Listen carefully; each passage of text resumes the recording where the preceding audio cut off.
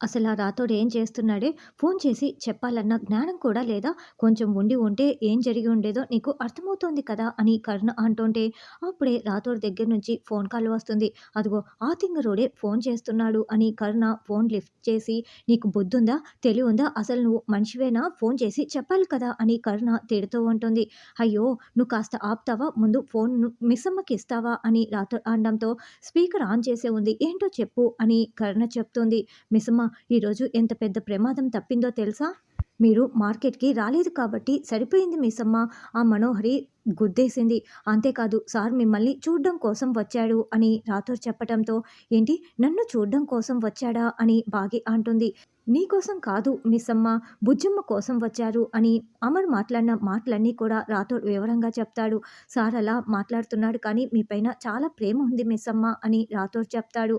"బాగి అక్కడికి ఎందుకు రాలేదు? ముసుగు వేసుకొని వచ్చింది కదా!" అని కరుణ అనడంతో, "ఏంటి మిస్సమ్మ నువ్వు ముసుగు వేసుకువచ్చావా? అయినా కూడా ముసుగు వేసుకువచ్చింది వేరే అమ్మాయి కదా! మనోహరి ఆవిడ్ని గుద్దేసింది కదా!" అని రాథోడ్ అంటే, "నేను కరుణతో మనోహరికి ఫోన్ చేయించి అక్కడికి రప్పించాను రాథోడ్. కానీ అది నన్ను చంపాలని చూసింది" అని బాగి అంటే, "అమ్మో! ఎంత పెద్ద ప్రమాదం తప్పింది. అసలు ఆ మనోహర్‌ని ఏం చేద్దాం మిస్సమ్మ" అని రాథోడ్ అంటే, "ఆ మనోహరికి మూడింది.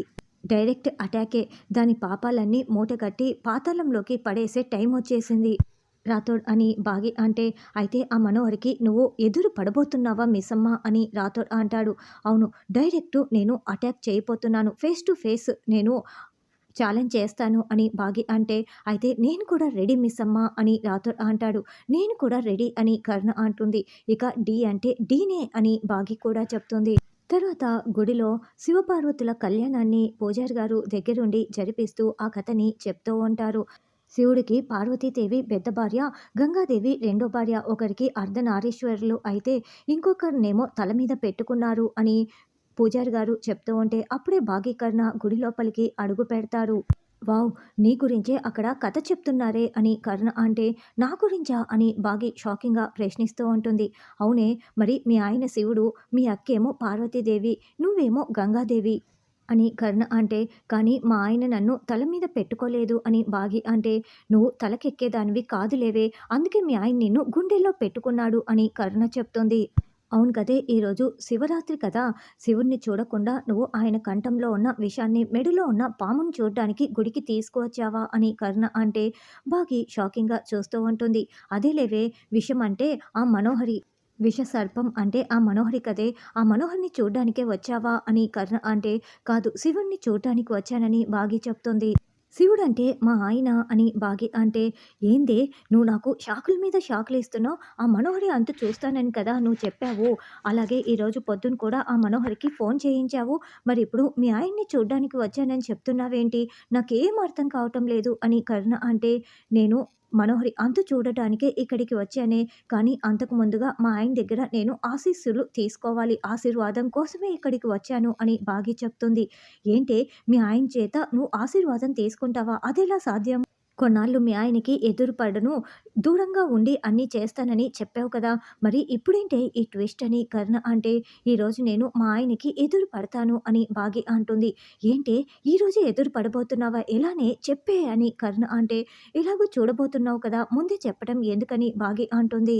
"నాకీ సస్పెన్స్‌లు అవసరమా?" అని కరుణ అంటే, "నీకు సస్పెన్స్, నాకు ఎక్సైట్‌మెంట్. వెయిట్ అండ్ సీ" అని బాగి చెప్తుంది.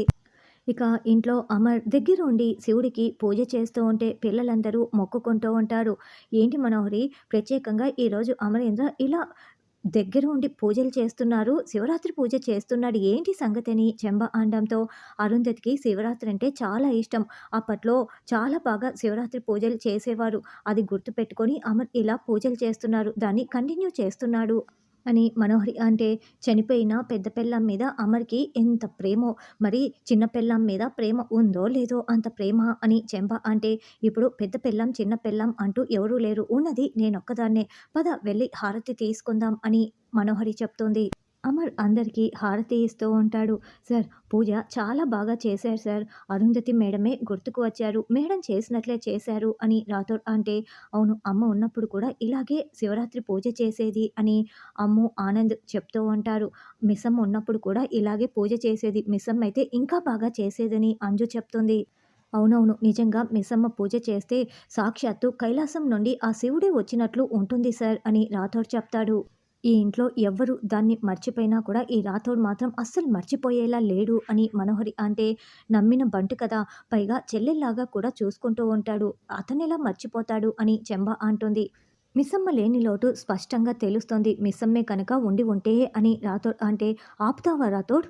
పండుగ రోజు తన గురించి ఎందుకు మాట్లాడుతున్నావు అని అమర్ అంటాడు. సారీ సార్ అని రాథోడ్ అంటాడు. సరే పూజ అయిపోయింది కదా! అందరం కలిసి గుడికి వెళ్దాము. మనోహరి నువ్వు కూడా రా అని అమర్ అంటే, నేను యాదమ్మ ఇంట్లోనే ఉంటాం అమర్ అని మనోహరి అంటుంది. ఏంటి మేడం పండుగ రోజు మీకు గుడికి వచ్చే అలవాటు లేదా అని రాథోడ్ అంటాడు.